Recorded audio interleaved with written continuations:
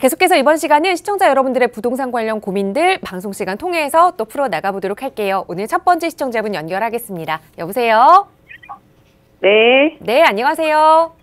네, 안녕하세요. 네, 시청자님 어느 지역의 부동산 좀 고민 가지고 계신가요? 아, 여긴 경기도 남양주시인데요. 네. 그 34평짜리 아파트를 지니고 있는데 네. 이게 지금 8년째 입주하고 있었어요. 네. 근데 좀처럼 오르지도 않고 이 전철이 이제 2020년도에 좀 완공이 되거든요. 네. 그러는데 지금 그 평수가 큰데도 제가 혼자 살고 있어요. 그러다 보니까 이번에 이제 뭐 생활비 조달이 안 돼서 그 월세를 주고 나와서 잠깐 제가 이주해서 살고 있는데요. 네. 그거를 뭐 그냥 매매를 해야 될까 아니면 그냥 보유하고 있다가 나중에 주택연금으로 전환되는 게 좋을까 좀 그거를 제가 잘 모르겠어요. 알겠습니다. 시청자님 지금 말씀 주신 34평짜리 남양주 아파트 혹시 아파트 이름 여쭤봐도 괜찮을까요?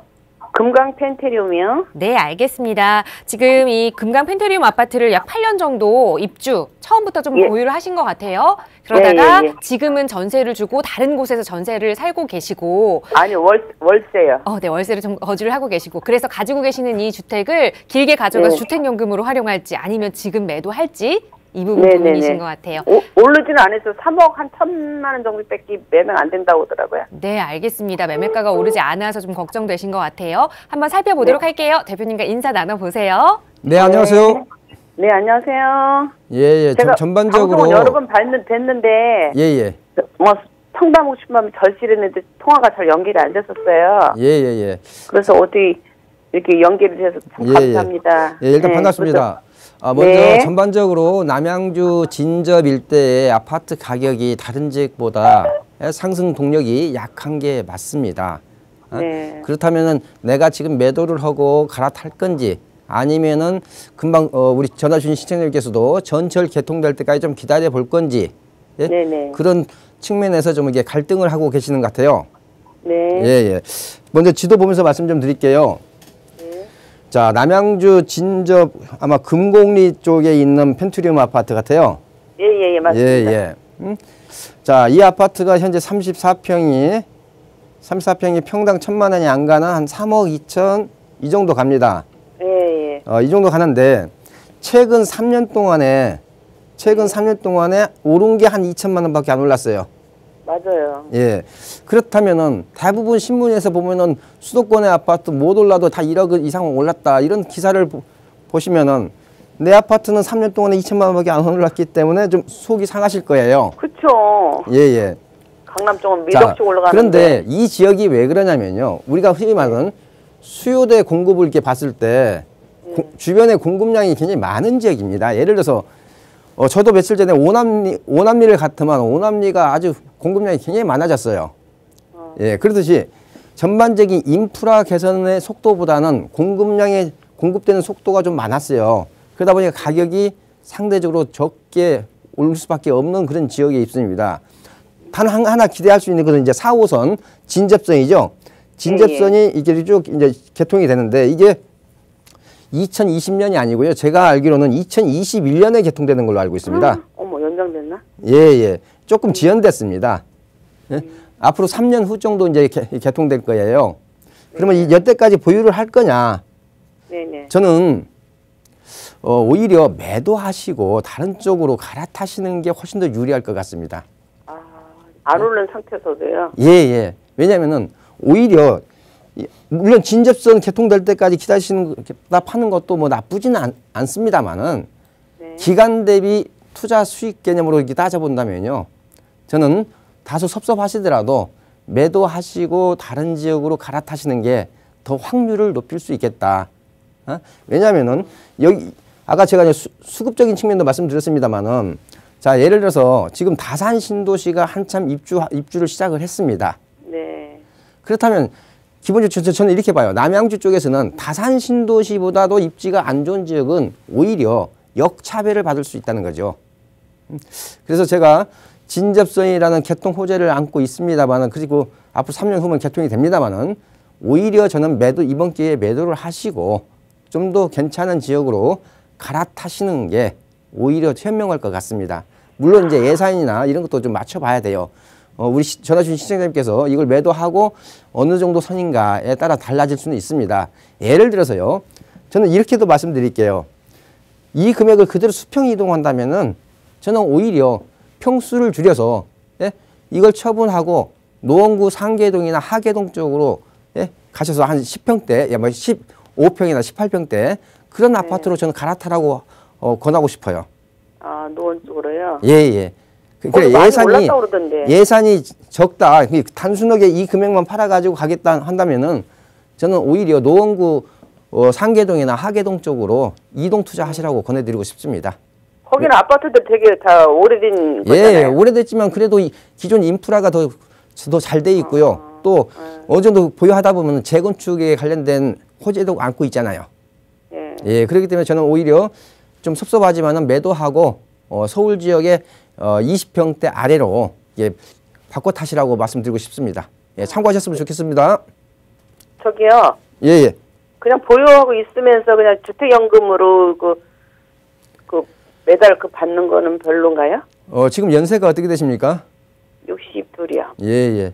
물론 주택연금으로 활용하시는 건 괜찮은데요. 기본적으로 주택연금을 활용하시려면은 내가 거기서 거주를 해야 되거든요.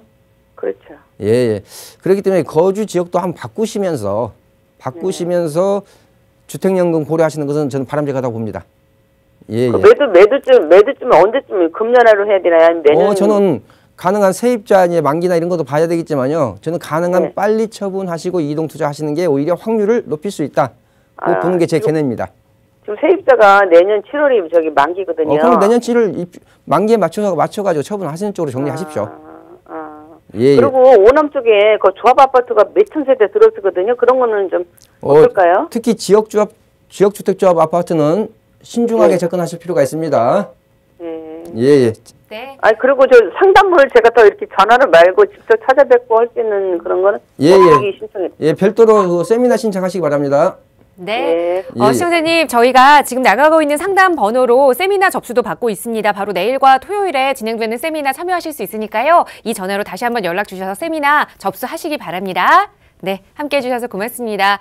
자, 시청자 여러분들께서 정말 요즘 부동산에 대해서 가지고 계신 고민 너무 많으셔서 정말 이 시간이 짧게 느껴지실 겁니다. 세미나 안내도 누구나 다 함께 하실 수 있으니까요. 전화로 문의 많이 주시고요. 계속해서 다음 시청자분 또 전화 상담 이어가 보도록 하겠습니다. 여보세요? 여보세요? 네, 안녕하세요. 네, 안녕하세요. 네, 시청자님 오늘 어느 지역 부동산 좀 이야기 나눠볼까요? 오늘요? 네. 서울 강남구 삼성 1동 네. 91-16번지 네. 월성 빌라터 33평 이거 하나 보유하고 있고요. 네. 그리고 수원시 영통구 네. 망포동 725번지 SK뷰 아파트 26평 이 두 개를 보유하고 있는데요. 네. 매도 시기가 좀 많이 궁금하고요. 네. 수원도 그렇고 지금 삼성동 아파트 빌라도 네. 호재가 뭐가 있는지. 알겠습니다. 시청자님 지금 두 개의 집 보유하고 계시는데 이 둘 중에 어디에 좀 거주하고 계세요? 지금 삼성동에. 네, 알겠습니다. 그러면 지금 삼성 1동에 91-16번지 빌라에 거주를 하고 계시고 또 하나는 네네. 영통구 망포동에 SK뷰 아파트를 20평형대를 보유하시고 이건 전세 주고 계시고 네네. 네, 알겠습니다. 이걸 좀 어떻게 운영할지 계획을 좀 짜보도록 하죠. 대표님과 인사 나눠보세요. 네, 안녕하세요. 네, 선생님 안녕하세요. 예, 예. 좀 몇 가지 여쭤볼게요.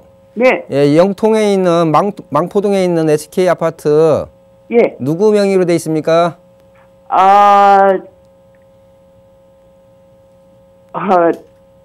그 사위 앞으로 예. 사위. 예, 예.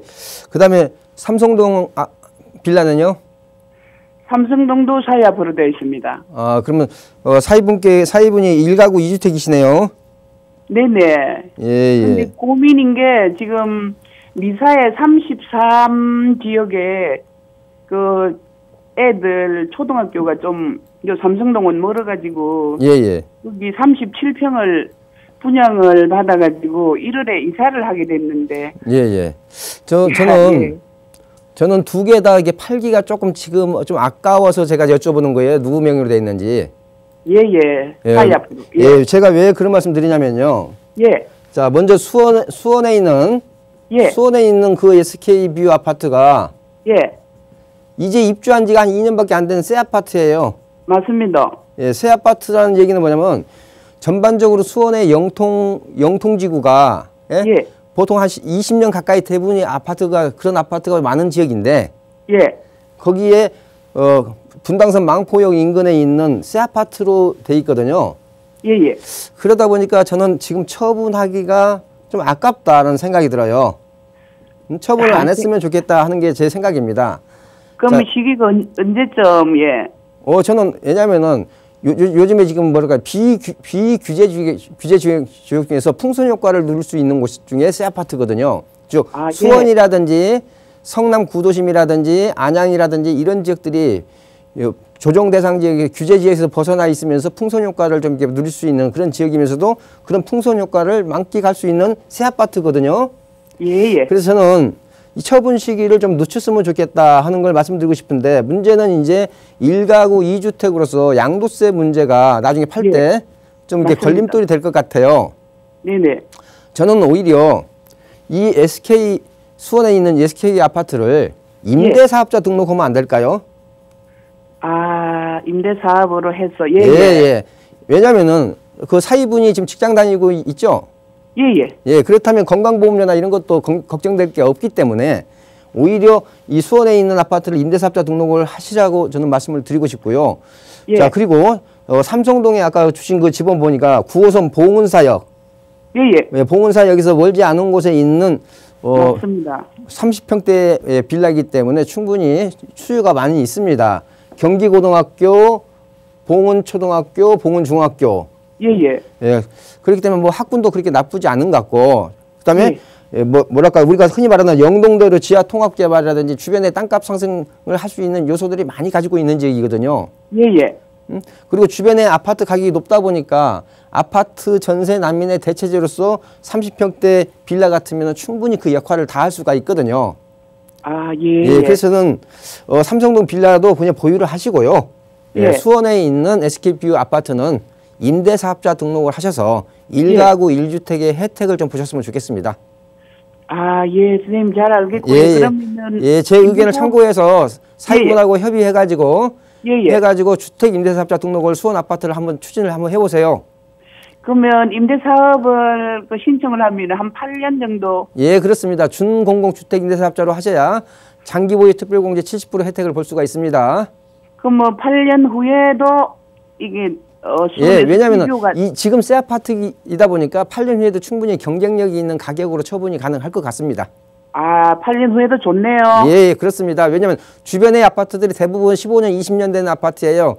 그중에 입주한 지 2년밖에 안 된 새 아파트이기 때문에 충분히 희소 가치가 있다고 저는 봅니다. 근데 선생님, 동탄하고 기흥에서 지금 분양하는 아파트가 계속 쏟아지던데요. 예, 동탄하고 기흥하고 여기를 비교하실 게 아니고요. 아. 예, 예. 저는 보유하셔도 충분히 보유 가치가 있기 때문에 주택 임대사업자 등록을 검토하시라고 제가 권유해 드리는 겁니다. 네네. 예, 예, 감사합니다. 네, 이렇게 정리하겠습니다. 조금 더 보유하셔도 좋겠다. 두 주택 모두 가져가셔야 한다는 의견 드렸으니까요. 하나 영통에 위치한 아파트는 임대사업 등록을 적극적으로 고민해 보시면 좋을 것 같습니다. 자, 시청자 여러분들의 부동산 관련 고민 상담, 무료 상담 전화, 서울지역번호 02-2638-3949번, 무료 전화나 유료 100원의 상담 문자 샵 3989번 통해서 도움드리고 있고요. 자, 이번에는 문자 주신 내용 좀 살펴보겠습니다. 뒷번호 5766 쓰시는 시청자분께서 동두천에서 분양 중인 누구나 임대주택에 투자해도 안전한가요? 라는 질문을 주셨어요. 누구나 임대주택, 저도 신문기사 보다가 본 적이 있거든요. 대표님, 투자해도 좀 안전할까요? 예, 일반적으로 안전합니다. 그러면서 일반적으로 소액 투자가 가능하기 때문에 우리 문자 주신 시청자뿐만 아니라 일반 지금 방송을 보고 계시는 시청자님께서도 좀 관심을 가져볼 만한 그런 투자 상품이라고 보여집니다. 자, 제가 좀 간단히 몇 가지 좀 설명 좀 드리겠습니다. 자, 누구나 임대주택. 자, 누구나 임대주택인데 기본적으로 이렇습니다. 임대주택으로서 임대를 목적으로 분양을 받는 겁니다. 즉 임대 분양입니다. 임대 분양. 자, 임대 분양. 분양 자격은 어떻게 되느냐? 이렇습니다. 주택 보유나 이런 거 상관없이 만 19세 이상이면은 누구나 신청이 가능합니다. 그래서 누구나 임대주택입니다. 자, 그러면은 이걸 투자 목적 관점에서 왜 해도 괜찮느냐 하는 건 첫 번째는 소액 투자가 가능합니다. 소액 투자. 즉 임대 보증금만 내면 되는 거예요. 자, 그러면은 보통 임대 보증금이 3천만 원이라고 가정을 해요. 3천만 원에 월세가 이제 평형대에 다 다르겠습니다만은 한 30만 원에서 한 40만 원 정도 월세를 지불하는 이런 조건으로 분양을 받는 겁니다. 그런데 우리가 투자 관점에서 왜 이게 매력이 있느냐? 자, 이걸 가지고 우리가 다시 재임대가 가능합니다. 재임대. 자, 그럼 재임대를 자, 그 시행사나 건설사에 3천에 월세 30이나 40만 원을 주고요. 이걸 재임대로 1000에 60 내지 70만 원으로 재임대를 합니다. 자, 그렇게 되면은 내 투자 금액은 한 2천 정도 투자를 해서 2천 정도를 투자해서 60에서 70이기 때문에 이 월세를 공제하고도 한 2천 투자해서 30이나 40만 원의 월세를 취할 수 있거든요. 자, 그리고 자격 요건이 이렇게 까다롭지 않다는 거, 그리고 소액 투자다는 거, 그다음에 재임대가 가능하다는 거, 이런 측면, 이런 재임대 조건을 갖다가 충족시킬 수 있고, 그다음에 나중에 일정 기간이 임대 분양 기간이 끝나고 나면은 낮은 시세로 다시 정식 분양으로 전환도 가능합니다. 분양 전환이 가능한데 문제는 제가 분양 전환을 받으라는 의미가 아니고요. 분양 전환 받을 때는 그 주변의 입지 여건이나 여러 가지 따져보실 필요가 있겠죠. 왜냐하면 동두천이라는 지역적인 특성이 있기 때문에. 그렇지만은 이렇게 재임대를 고려하고 한다면은 충분히 투자 가치가 있다고 보여집니다. 예, 문자 주신 분이나 본 방송을 보고 계신 분이라면은 아, 누구나 임대주택, 소액으로 접근이 가능하구나. 그리고 임대 수익률이 10%가 넘는구나. 이렇게 아실 수가 있을 겁니다. 참고하셨으면 좋겠습니다. 네, 임대주택이라고 해서 내가 실제로 임대 들어가 살 것만 생각할 게 아니라 투자처로도 한번 고려해 볼 만하다. 높은 수익률 보장해주고 있다라는 이야기 하셨거든요. 투자지로 한번 같이 좀 선택지 놓고 비교해 보셔도 좋을 것 같아요. 계속해서 문자로 주신 내용 하나 더 살펴보겠습니다. 뒷번호 5442번 쓰시는 시청자분께서 요즘 주식시장이 너무 좋지 않은데 부동산 시장에는 이게 어떻게 작용할까요? 라는 문자를 주셨어요. 저도 이 부분 굉장히 궁금하거든요. 상관관계가 좀 있을까요, 대표님? 상관관계가 좀 저는 깊다고 봅니다. 자, 요즘에 지금 주식시장이 안 좋은 거 맞죠? 응? 자, 주식시장과 이 부동산 시장. 저는 상당히 밀접한 관계에 있다고 봅니다. 밀접한 관계에 있어요. 물론 수익 금리나 이런 시장 상황에 따라서 서로 이게 요소는 다릅니다만은 서로 상당히 밀접한 관계. 그러면서 디커플링이냐 커플링이냐 저는 기본적으로 동조화 현상이 나타날 가능성이 있습니다. 따라서 지금 주식시장이 안 좋다는 이 얘기는요. 이 부동산 시장에도 결코 플러스가 아니라 마이너스적인 측면이 강하다. 그래서 저는 최근에 주식시장 안 좋죠. 금리, 대출 규제 이런 걸 봤을 때 연말까지는 좀 주택 경기가 좀 진정될 수밖에 없는 그런 구조적인 틀 안에 좀 갇혀 있는 것 같습니다. 따라서 그렇지만 내년 시장은 또 달라질 수 있겠죠. 자, 그래서 오히려 주식 시장이 안 좋은 게 부동산 시장에 결코 플러스가 아니라 마이너스 요인으로 작용할 가능성이 많다. 그리고 이런 주식 시장과 부동산 시장의 큰 차이점은 부동산 시장은 집을 안 가진 사람도 영향을 받습니다만은 주식 시장은 기본적으로 주식 시장에 참여한 사람만의 어떤 게임이죠. 자, 그런 차이점도 우리가 참고로 알아두실 필요가 있겠고요. 저는 가능한 동조화 현상 쪽으로 이해를 하시는 게 좋을 것 같다라는 게 제 개인적인 생각입니다.